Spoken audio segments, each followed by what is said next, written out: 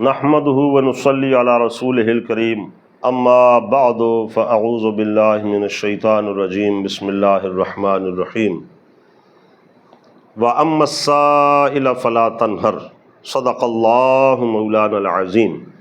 معزز و محترم سامعین کرام، اس آیت مقدسہ میں اللہ تبارک و تعالیٰ اپنے محبوب پاک صلی اللہ علیہ وسلم کو ارشاد فرما رہا ہے کہ اے میرے حبیب، جب بھی کوئی سائل سوالی آپ کی بارگاہ میں آئے تو آپ نے اس کو جھنکنا نہیں ہے، منع نہیں کرنا ہے، جو مانگے اس کو عطا کرتے جانا ہے۔ تو یہ حضور کی عطا ہے، اور یقیناً چونکہ اللہ تعالیٰ نے حضور کو ہر قسم کا خزانہ عطا فرمایا ہے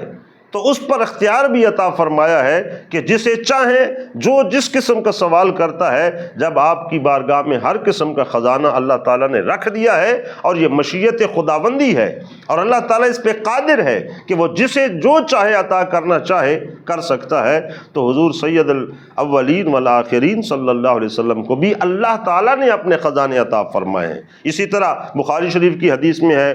اس میں بھی آئی ہے، ابو داؤد شریف میں بھی آئی ہے کہ اتیت بمفاتیح خزائن الارض، کہ اللہ تعالیٰ نے مجھے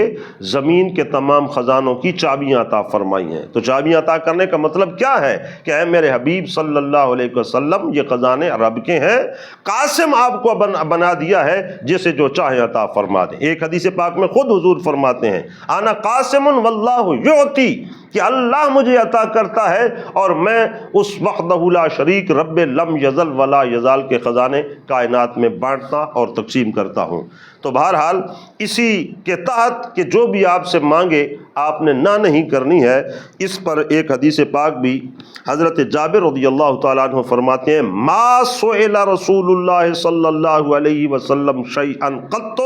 فقال لا، کہ کبھی بھی حضور کی بارگاہ سے ہم نے نہیں دیکھا کہ کسی چیز کا سوال کیا گیا ہو اور حضور نے اس کے جواب میں نہ کہا ہو، بلکہ جب بھی جس نے بھی جو بھی مانگا حضور نے عطا فرما دیا۔ اور اسی طرح ایک حضرت انس رضی اللہ تعالیٰ عنہ کی روایت بھی اسی کے ساتھ اسی پر دلالت کرتی ہے، عن انس ان رجلا سأل النبی صلی اللہ علیہ وسلم،